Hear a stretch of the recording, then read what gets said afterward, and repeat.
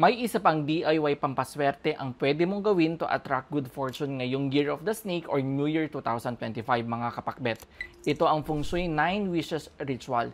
Sinisimbolo nito ang physical manifestation sa mga hiling mo sa buhay sa susunod na taon. Halimbawa, gusto mo ng peace of mind this 2025. Isulat mo ito, it will manifest next year. Paano nga ba gawin? Una, isulat sa rectangular piece of paper ang first wish mo.